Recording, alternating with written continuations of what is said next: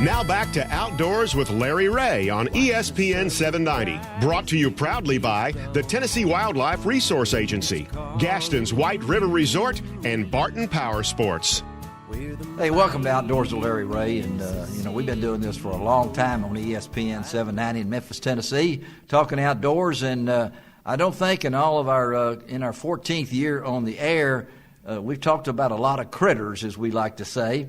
But I don't think we've talked about a critter that I'm kind of partial to. In fact, I've got one that a friend of mine, Charlie Covington, you folks know Charlie is the poet laureate of Outdoors with Larry Ray. He gave me a possum, a furry possum with a long tail that I hang in my office. Well, we're going to talk possum on today's show. But to talk possum first, we got to talk to the person who...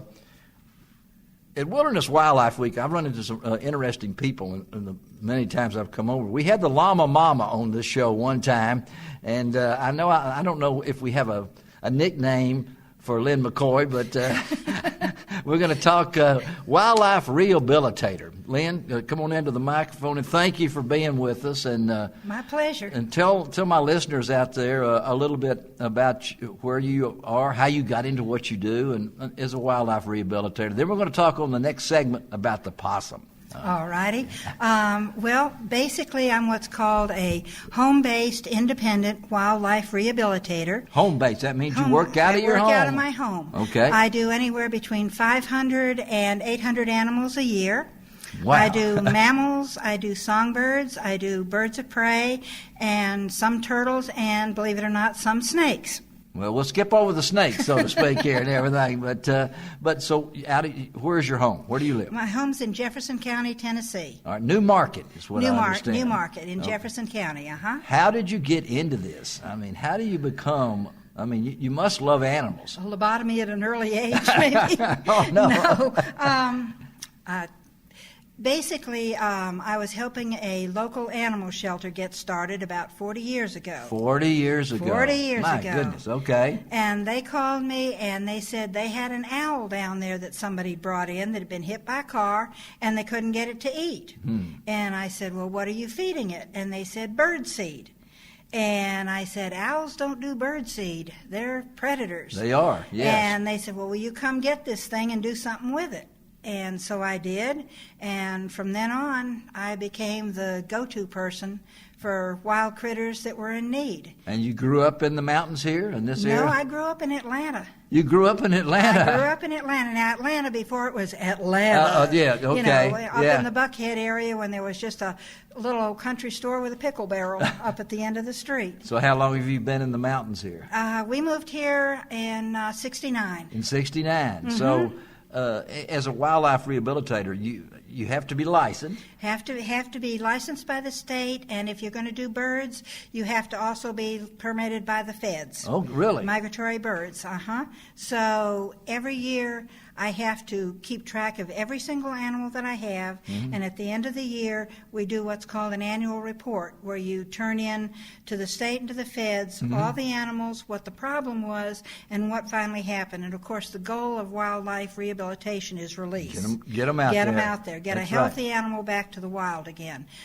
When an animal has a problem where they cannot be released, then we get another certificate permit to allow us to have them as what we call education ambassadors. So you can take them to schools or whatever it might be. Yeah, right. Okay. And then folks get to see these guys close up and personal, and it makes a difference a lot of times in how people look at wildlife. It does, even whether it's a kid or it's a granddaddy. Right. Anything like that. Now, and the granddaddies and grandmas are just as fascinated as the kids are. They are, and we're talking Lynne McCoy here at Wilderness Wildlife Week in Pigeon Forge for this segment of Outdoors with Larry Ray on ESPN 790.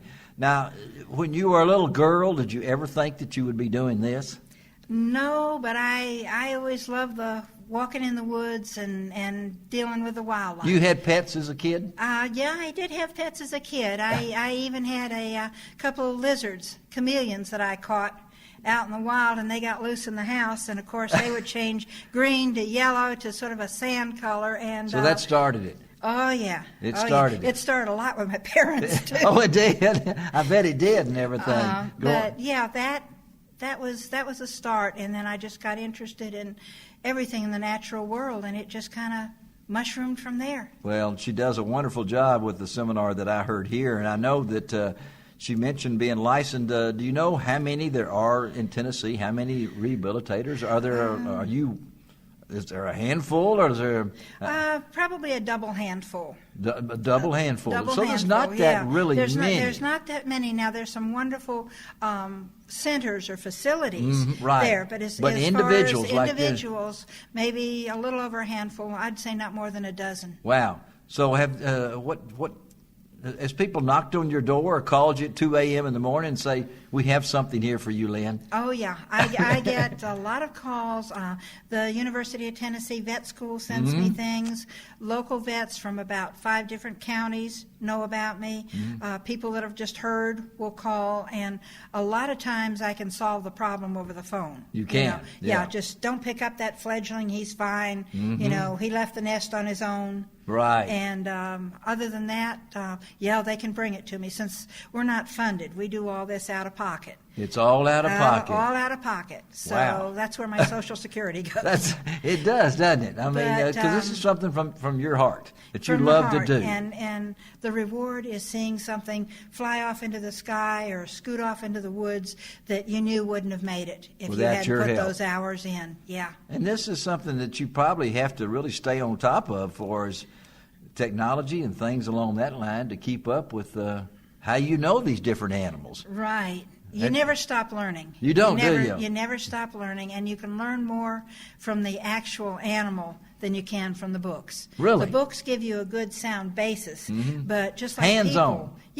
Just like people are different. Not all squirrels are going to behave the same way, not all raccoons, not all birds, and you just have to kind of, no pun intended, wing it. That's really good fun. Go with whatever the animal needs. So what's the most unusual critter that's been brought to Lynne McCoy? Oh, I see him over there. He's talking. She's pointing over there to a gentleman that we won't mention right now, but he's with her here.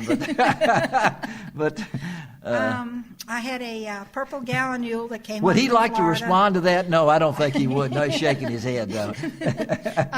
I told him to be quiet. Now you're already getting him in trouble over there. I love to get him in trouble. Okay, Steve, we're sorry. Okay, he's my right-hand man. So I guess bobcats. Bobcats. I've had some bobcats, and they were the most big bobcat, little kits, little kids. Yeah. Did something happen to the mama or something? Somebody was burning a field, and they came out of a brush pile. And the last little ones that I had, and they were singed and all, and they were taken down to UT Vet School, and they checked them out, and then called me and said, "Hey, guess what we're sending you?" A bobcat. Yeah, 2 little bobcats. How long did you keep them?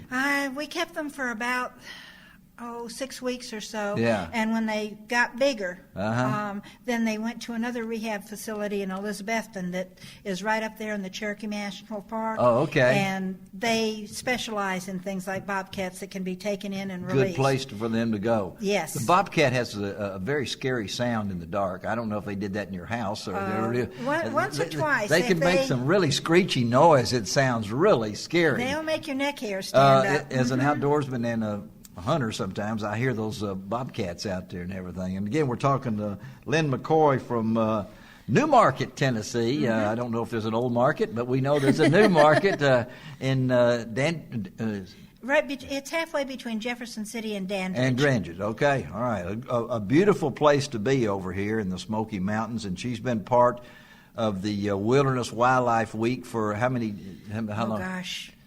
This is 25 years, so a good 20 years. A good 20 years, and I know on the next segment when we talk to Lynn, we're going to talk a lot about possums because she did a wonderful.